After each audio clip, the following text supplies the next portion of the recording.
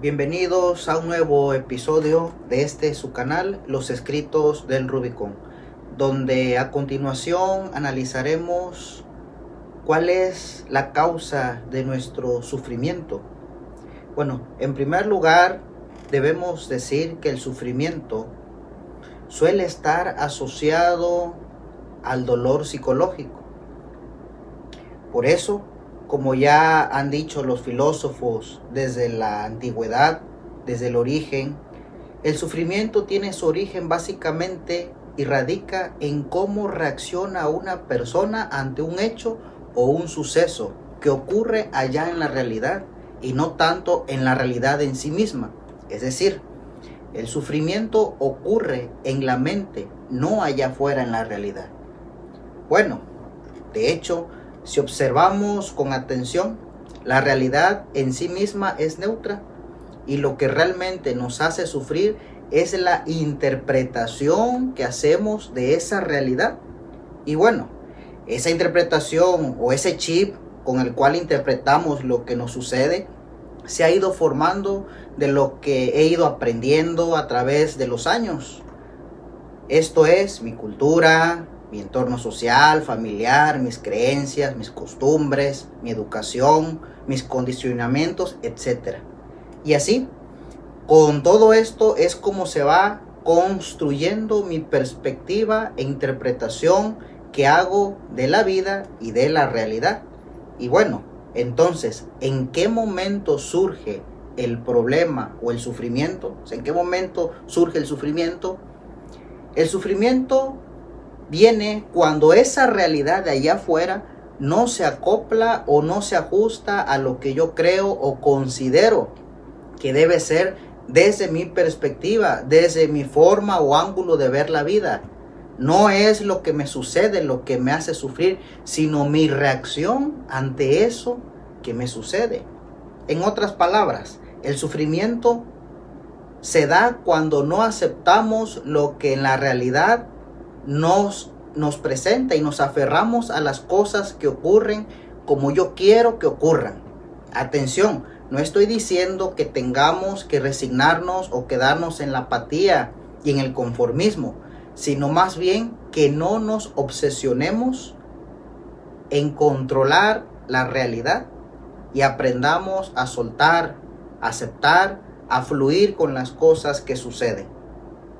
Porque una cosa es conformarme y otra muy distinta, aceptar, que ya en otra ocasión hablaremos de esta diferencia entre aceptación y conformismo. Por otra parte, hay que tener en cuenta que también el juego de la mente incluye los miedos, los deseos, las exigencias de cada uno de nosotros. Y cuando esos deseos o exigencias no se nos cumplen, es cuando empezamos a sufrir. Como en piloto automático viene el sufrimiento. Ahora, si prestamos atención, nos daremos cuenta que lo importante no es lo que nos pasa en sí, sino lo que nosotros pensamos e interpretamos de esas cosas que nos pasan. A lo que nosotros, cómo lo captamos. En psicología, el pensamiento es previo a la emoción. Y este es el que nos hace sentir internamente estables o inestables. Pero debemos tener en cuenta, como ya hemos dicho, que aferrarse a no aceptar la realidad tal cual es caer en una trampa mortal que nos puede llevar a un sufrimiento inútil y prolongado. Que lejos de cerrar heridas, lo que va a provocar que ahonda más la herida. Y esto es un sangrado continuo que desembocaría en una depresión severa. Por eso, como vimos en el tema El arte de la buena vida, la calidad de mi vida depende básicamente de la calidad de los tipos de pensamiento que estoy generando. Y aquí es donde radica la dicha o la desdicha de mi vida. Bueno, finalmente, destacamos cuáles serían algunas reglas de oro para poder dejar de sufrir inútilmente. En un primer momento, creer en nosotros mismos. Asumir que nos podemos equivocar y que son necesarios los errores para poder crecer. Tercero, ser conscientes de que la felicidad está única y exclusivamente en mis manos y no se compra en alguna tienda o allá afuera con cosas. 4.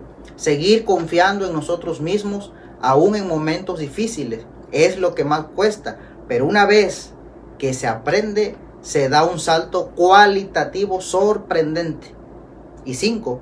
Y por último, convertir cada día en un nuevo aprendizaje en lugar de desgastarme, es decir, buscarle a cada situación negativa el lado positivo y la enseñanza que me está dejando.